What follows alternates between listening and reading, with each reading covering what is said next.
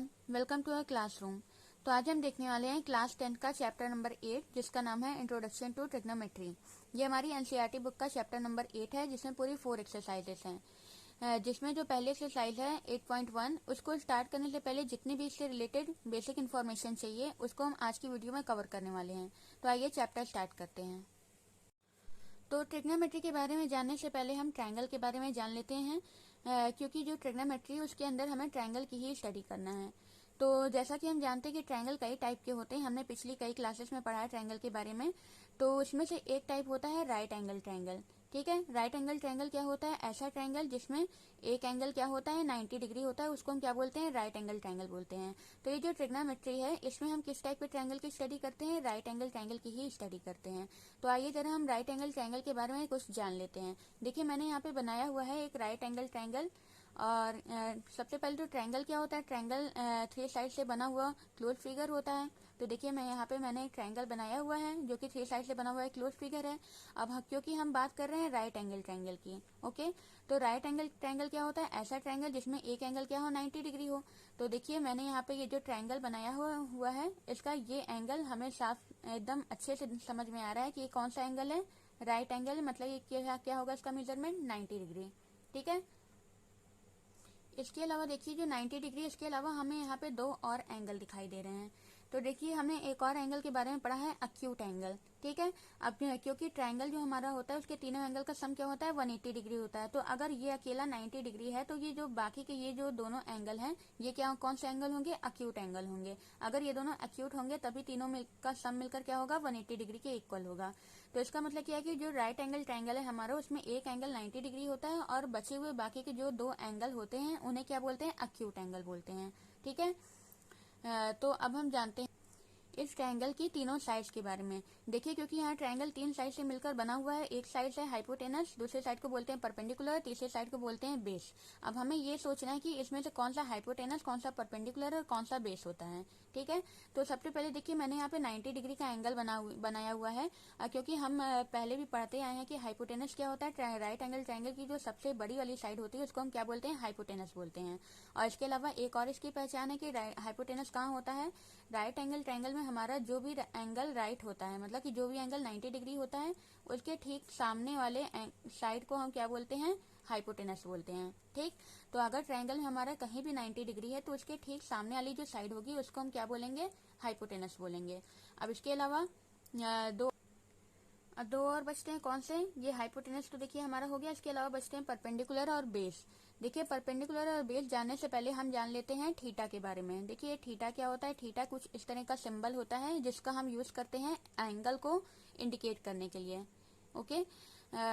तो यहाँ अगर देखिए हमारा कोई भी क्वेश्चन दिया हुआ हो उसमें जो राइट एंगल लिया रहेगा राइट एंगल के ठीक सामने तो हम बोल सकते हैं कि वो हाइपोटेनस है। ठीक है। इसके अलावा परपेंडिकुलर और बेस में हमें कंफ्यूजन हो रही है कि अब इन दोनों में से अब बची कौन सी साइड? एक ये साइड बची है और एक ये साइड बची है। अब इसमें से कौन परपेंडिकुलर और कौन बेस होगा ये डिपेंड करता है थीटा के ऊपर कि हमारा थीटा कहाँ दिया हुआ है। ठीक है। तो अगर देखिए हमारा क्वेश्चन में बोल दे कि थीटा यहाँ पर है। ठीक। अच्छा पहले हम यहाँ पे थीटा बना लेते हैं। थीटा मतलब एंगल। ठीक है। और ये थीटा कैसा एंगल है? एक्यूट एंगल है। क्यों? क्योंकि एक राइट एंगल होते हैं और बाकी के 2 बचे हुए एक्यूट एंगल होते हैं। तो अब देखिए क्योंकि हमारा थीटा यहाँ पर दिया हुआ है तो हमारा एक्यूट एंगल थीटा जहां भी दिया होगा क्वेश्चन में वो क्वेश्चन पर डिपेंड करता है, वो यहाँ भी दे सकता है और यहाँ भी दे सकता है। ठीक है। तो हमारा थीटा जहां भी दिया रहेगा थीटा के ठीक सामने वाली जो साइड होगी उसको हम बोलेंगे परपेंडिकुलर। ठीक है। जैसे अभी हमारा थीटा यहाँ पर है। ठीक है। एक मिनट मैं पेंसिल का यूज कर लेती हूँ। हाँ तो देखिए जैसे कि एंगल हमारा थीटा यहाँ पर दिया हुआ है अक्यूट एंगल, तो मैंने क्या बोला कि अक्यूट एंगल के ठीक जो सामने वाली साइड होगी उसको हम क्या बोलेंगे? परपेंडिकुलर। तो अगर ये हमारा अक्यूट एंगल थीटा यहाँ पर दिया हुआ है तो परपेंडिकुलर हम किसे बोलेंगे? इस साइड को बोलेंगे हम परपेंडिकुलर। और इसके अलावा जो बच जाएगी तो मतलब कि जो थीटा के सामने वाली साइड होगी परपेंडिकुलर और ये जो साइड होगी जो थीटा के साथ में होगी इसको हम क्या बोलेंगे? बेस बोलेंगे। ठीक है। और अगर यही हम मान लें कि अब हमारा थीटा यहाँ ना देकर यहाँ पर मान लीजिए क्वेश्चन में हमें थीटा यहाँ पर बोल दिया कि हमारा थीटा यहाँ पर है, तो अब परपेंडिकुलर कहाँ होगा? ठीक वही चीज जो मैंने बताया कि थीटा के ठीक सामने वाली जो साइड होगी इसको हम क्या बोलेंगे? परपेंडिकुलर। तो अब मतलब कि अगर थीटा हमारा यहाँ था तो परपेंडिकुलर यहाँ था, तो अब थीटा अगर हमारा यहाँ हो गया तो परपेंडिकुलर कहाँ हो जाएगा, यहाँ हो जाएगा। मतलब ये साइड हमारी कौन सी हो जाएगी, परपेंडिकुलर हो जाएगी। और इसके अलावा जो साइड थीटा के साथ होती है उसे हम क्या बोलते हैं, बेस बोलते हैं। ठीक है, तो अब हम कह सकते हैं कि जो सबसे पहले तो हाइपोटेनस को हमने जाना, 90 डिग्री के ठीक सामने वाली जो साइड होती है वो क्या होता है, हाइपोटेनस होता है। ये तो क्लियर है। और इसके अलावा हमारा क्वेश्चन में अक्यूट एंगल जहां भी दिया हो, वो थीटा भी हो सकता है, वो ABCD, वो अल्फाबेट में कुछ भी हो सकता है, जरूरी नहीं है कि वो थीटा ही हो। ठीक है, थीटा का मतलब सिर्फ यहाँ अक्यूट एंगल से, वो कोई भी अल्फाबेट से हो सकता है। तो हम बोल सकते हैं कि जो थीटा है हमारा, जो अक्यूट एंगल, उसके ठीक वो हमें जहां भी दिया होगा, चाहे यहाँ दिया हो चाहे यहाँ दिया हो, तो उसके ठीक सामने वाली जो साइड होगी उसको हम क्या बोलेंगे, परपेंडिकुलर। और जो उसके साथ वाली साइड होगी उसको हम क्या बोलेंगे, बेस। ठीक है, तो क्योंकि अब हमने इस ट्रायंगल में हमने थीटा यहाँ लिखा हुआ है, तो हम परपेंडिकुलर इसके सामने वाली साइड मतलब इसे, और बेस इसे ले लेते हैं। ठीक है, तो देखिए क्योंकि हमने थीटा यहाँ पे लिया हुआ, तो मैंने क्या बताया कि थीटा के ठीक सामने वाली साइड क्या होगी, परपेंडिकुलर, और थीटा के साथ वाली साइड क्या होगी, बेस। ठीक है, तो अब इस तरह से हमारा परपेंडिकुलर और बेस भी क्लियर हो गया। अब हम आते हैं ट्रिग्नोमेट्री के ऊपर, जिससे रिलेटेड अभी तक हम ये पढ़ रहे थे। ठीक है, तो अब हम पढ़ते हैं ट्रिग्नोमेट्री होता क्या है। तो आइए जानते हैं ट्रिग्नोमेट्री होता क्या है। देखिए जो ट्रिग्नोमेट्री जो वर्ड है हमारा, ये 3 ग्रीक वर्ड से मिलकर बना हुआ है। ये 3 ग्रीक वर्ड्स कौन कौन से हैं, देखिए ट्राई, गॉन और मेट्रॉन। जिसमें ट्राई का मतलब होता है 3, गॉन का मतलब होता है साइड्स, और मेट्रॉन का मतलब है मीटर। तो इससे हम ये कह सकते हैं कि जो ट्रिग्नोमेट्री है हमारी, उसमें किसकी स्टडी करते हैं, 3 साइड्स मेजर। मतलब कि ट्राइंगल की जो 3 साइड्स हैं, राइट एंगल ट्राइंगल की जो 3 साइड्स हैं, उन तीनों साइड्स का हम मेजरमेंट किसमें करते हैं, ट्रिग्नोमेट्री के अंदर करते हैं।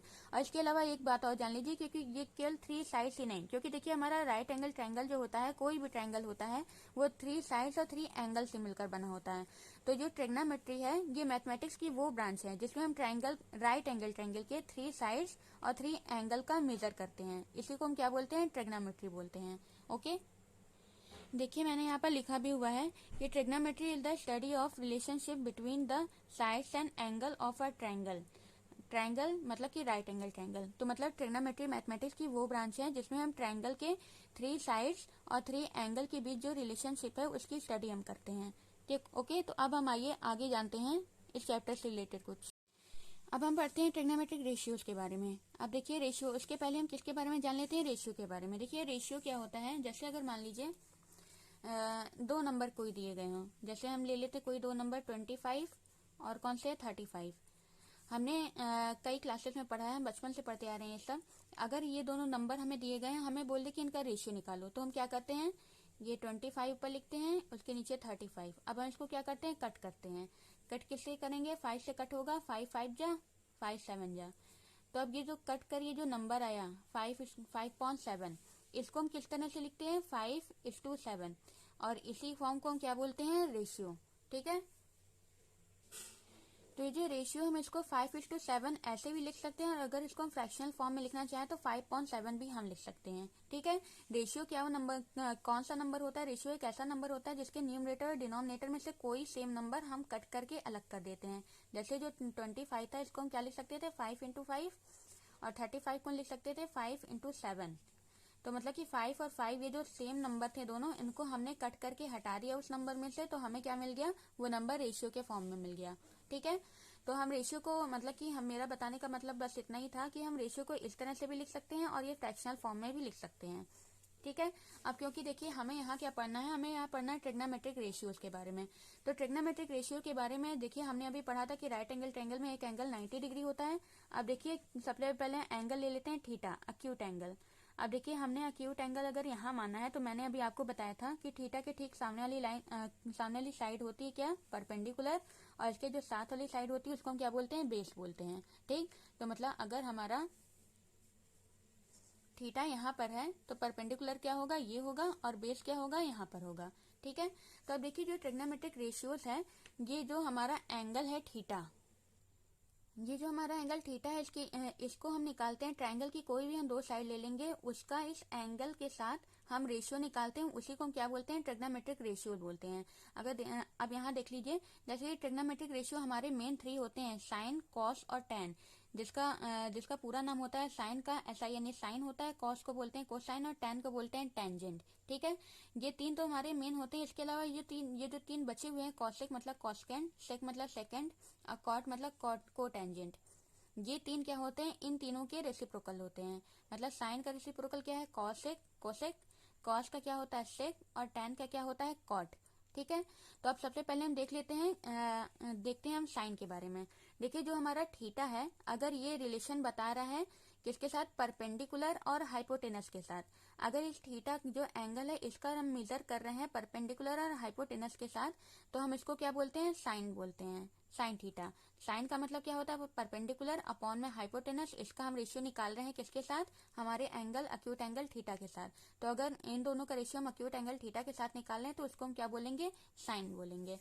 तो यहाँ पर हम लिख लेते हैं कि साइन थीटा किसका किसका रेशियो होता है, परपेंडिकुलर और हाइपोटेनस का। तो परपेंडिकुलर को मैंने यहाँ पर P से डिनोट किया हुआ है और हाइपोटेनस को H से। ठीक है, और अगर इसी थीटा को हम मेजर करें, देखिए अभी हमने साइन में किसके साथ किया, परपेंडिकुलर और हाइपोटेनस के साथ। अब परपेंडिकुलर के साथ हाइपोटेनस ले लिया, अब हम बेस के साथ अगर हाइपोटेनस को लें और थीटा को मेजर करें तो हम इसको क्या बोलेंगे, कॉस बोलते हैं। तो मतलब कॉस में हम ट्रायंगल की कौन कौन सी साइड का मेजर करते हैं, बेस और हाइपोटेनस। तो हम यहाँ पे लिख लेते हैं बेस अपॉन में क्या, हाइपोटेनस। ठीक है, देखिए परपेंडिकुलर के साथ हाइपोटेनस है तो साइन है, बेस के साथ हाइपोटेनस है तो क्या होगा, कॉस है। ठीक है, अब आते हैं टैन के बारे में। देखिए अब हम क्या लेते हैं, परपेंडिकुलर के साथ अगर हम बेस को मेजर करते हैं तो उसको हम क्या बोलते हैं, टैन बोलते हैं। तो यहाँ हम लिख लेते हैं परपेंडिकुलर अपॉन में क्या, बेस। ठीक, तो ये हमारे तीन मेन ट्रिग्नोमेट्रिक रेशियोज थे। इसके अलावा मैंने बताया कि ये जो बाकी के तीन है ये इसके क्या है, रेसिप्रोकल है। तो रेसिप्रोकल मतलब होने का क्या है, रिवर्स है। तो मतलब अगर साइन थीटा क्या है, परपेंडिकुलर अपॉन बेस है, तो कॉसेक क्या होगा, सॉरी साइन थीटा क्या है, परपेंडिकुलर अपॉन हाइपोटेनस है, तो कॉसेक हमारा क्या होगा, हाइपोटेनस अपॉन परपेंडिकुलर। बस इसी को हम क्या कर दें, पलट दें। तो कॉसेक क्या हो जाएगा, हाइपोटेनस अपॉन में क्या, परपेंडिकुलर। अब देखिए क्योंकि कॉस का रेसिप्रोकल क्या होता है, सेक, तो ये बेस अपॉन हाइपोटेनस है तो ये क्या हो जाएगा, हाइपोटेनस अपॉन में क्या, बेस। ओके, और ये देखिए टैन, टैन किसका किसका रेशियो है, परपेंडिकुलर और बेस का। तो अगर इसी को उल्टा कर दें, मतलब कि बेस अपॉन में परपेंडिकुलर, तो ये क्या हो जाएगा, ये कॉट हो जाएगा। ठीक है, अब देखिए इसको याद करने का एक तरीका है जिसको मैं यहाँ पर अभी लिखने जा रही हूँ। ये जो हमारे ये जो ट्रिग्नोमेट्रिक रेशियोज है, इसमें जितनी भी साइड्स है इसको याद करने में जो है, इसको लर्न रखने में बहुत ही कंफ्यूजन होती है। तो उसके लिए एक शॉर्टकट ट्रिक बनाई गई है, क्या, PBP और क्या, HHB। ठीक है, PBP अपॉन HHB। अब इसको हम अपने हिसाब से बहुत सारी ट्रिक्स बना सकते हैं, लेकिन यहाँ PBP अपॉन HHB को ही जानते हैं। ठीक है, अब देखिए अगर देखिए सबसे पहले लाइन से देखते हैं, अगर सबसे पहले परपेंडिकुलर और हाइपोटेनस होगा तो क्या होगा, वो साइन होगा। Perpendicular upon hypotenuse sine, base upon hypotenuse cos, perpendicular upon base tan. अब नीचे से ऊपर चलते हैं, टैन का उल्टा क्या होता है, देखिए यहाँ पे मैं लिख लेती हूँ perpendicular upon hypotenuse sine, base upon hypotenuse क्या, cos, perpendicular upon base tan. क्योंकि अब हम जानते हैं बाकी के इन तीनों के रेसिप्रोकल। अब हम यहाँ लिखते हैं साइन का क्या होगा, कॉसेक, कॉस का सेक, इसका क्या, कॉट। ठीक, तो अब देखिए अगर कॉट को हमें बोलना होगा तो कॉट को हम क्या बोलेंगे, नीचे से ऊपर चलेंगे, बेस अपॉन परपेंडिकुलर, सेक का क्या होगा, हाइपोटेनस अपॉन बेस। इसके अलावा कोसेक का क्या होगा, हाइपोटेनस अपॉन में परपेंडिकुलर। तो ये एक ट्रिक है जिसकी मदद से हम क्या कर सकते हैं, इसको आसानी से याद रख सकते हैं। ठीक है, अब आइए हम कुछ अब देखिए, क्योंकि हमने भी बताया कि साइन का रेसिप्रोकल क्या होता है, कॉस होता है, तो इसको भी और हम देख लेते हैं। तो देखिए जैसा कि मैंने अभी आपको बताया कि साइन किसका रेसिप्रोकल होता है, कॉसेक का, मतलब कि साइन इक्वल टू क्या हो जाएगा, 1 अपॉन कॉसेक। इसी तरह कॉस किसका रेसिप्रोकल है, सेक का, तो cos equal to 1 upon sec. इसी तरह टैन क्या होगा, 1 अपॉन कॉट होगा। क्योंकि साइन कॉसेक का रेसिप्रोकल होता है तो कॉसेक भी साइन का होता है इस तरह से, इसलिए हम इसको रिवर्स करके भी लिख सकते हैं, cosec is equal to 1 upon sine, sec is equal to 1 upon cos और cot is equal to 1 upon tan. ठीक है, इसके अलावा दो रेशियोज हमें और देखने हैं, जैसे टैन का होता है 1 अपॉन कॉट और कॉट का होता है 1 अपॉन टैन। इसके अलावा टैन और कॉट का एक और रिलेशन है, इसको भी हम यहाँ पे देख लेते हैं, टैन थीटा और कॉट थीटा। ठीक है, तो मैं यहाँ पे रफली एक ट्रायंगल बना लेती हूँ, राइट एंगल ट्रायंगल। ओके, ये क्या है, हाइपोटेनस है। अगर थीटा मैंने यहाँ पर लिया है तो परपेंडिकुलर है, और ये क्या है, बेस है। ठीक है, अब देखिए, क्योंकि tan थीटा मैंने आपको क्या बताया, अभी ट्रिक क्या थी, पी बी पी अपॉन में क्या, एच एच बी। ठीक, देखिए tan थीटा मैंने आपको अभी क्या बताया कि tan थीटा होता है perpendicular upon base, perpendicular upon में बेस। तो tan थीटा हम क्या लिख सकते हैं, परपेंडिकुलर अपॉन बेस, यहाँ पे लिख लेते हैं p अपॉन में b। अच्छा, अब देखिए यहाँ पे कौन सी साइड हमारी मिसिंग है ट्रायंगल की, परपेंडिकुलर और बेस है, यहाँ पे हाइपोटेनस मिसिंग है। ठीक है, तो हम क्या करते हैं, ऊपर और नीचे न्यूमरेटर डिनोमिनेटर दोनों में क्या कर सकते हैं, हाइपोटेनस से अगर हम डिवाइड करते हैं तो देखिए अब हमें क्या मिलता है। हम क्या कर रहे हैं, न्यूमरेटर में भी हाइपोटेनस से डिवाइड कर दे रहे हैं और डिनोमिनेटर में भी हाइपोटेनस से डिवाइड कर देते हैं। तो इससे अब हमें क्या मिलता है, देखिए परपेंडिकुलर अपॉन हाइपोटेनस क्या होता है, परपेंडिकुलर अपॉन हाइपोटेनस इसको क्या बोलते हैं, साइन बोलते हैं। तो मतलब कि अब हम यहाँ क्या लिख सकते हैं, साइन थीटा, और बेस अपॉन हाइपोटेनस क्या होता है, बेस अपॉन हाइपोटेनस, सॉरी यहाँ दिख नहीं रहा है, बेस अपॉन में हाइपोटेनस, इसको हम क्या बोलते हैं, कॉस। देखिए परपेंडिकुलर अपॉन हाइपोटेनस क्या था, साइन था, तो मैंने देखिए यहाँ पे लिख दिया साइन, परपेंडिकुलर अपॉन हाइपोटेनस की जगह मैंने लिखा साइन। अब देखिए क्योंकि दूसरा है बेस अपॉन हाइपोटेनस, तो यहाँ पर आते हैं, देखिए बेस है और हाइपोटेनस है, तो बेस अपॉन हाइपोटेनस हम क्या लिखते हैं, कॉस। तो अब यहाँ पे लिख सकते हैं बेस अपॉन हाइपोटेनस की जगह यहाँ पे क्या लिखते हैं, अपॉन में कॉस थीटा। तो इसका मतलब क्या हुआ कि जो tan थीटा है हमारा, ये 1 अपॉन कॉट तो होता ही है, इसके अलावा हम tan थीटा को sin अपॉन कॉस का भी रेशियो बोल सकते हैं। ठीक है, अब क्योंकि देखिए कॉट क्या होता है, tan का रिवर्स होता है, तो इसको अगर ये sin अपॉन कॉस है तो ये क्या हो जाएगा, कॉस थीटा अपॉन में sin थीटा। ठीक है, तो ये कुछ और इम्पोर्टेंट रेशियोज थे जिनको कि हमने देख लिया है। अब हम क्या कर सकते हैं, अब हम अपनी पहली जो एक्सरसाइज है 8.1 उसको हम स्टार्ट कर सकते हैं। तो अब हमारी जो नेक्स्ट वीडियो होगी उसमें हम अपनी पहली एक्सरसाइज 8.1 को स्टार्ट करेंगे। तो मिलते हैं अब नेक्स्ट वीडियो में, तब तक के लिए थैंक यू।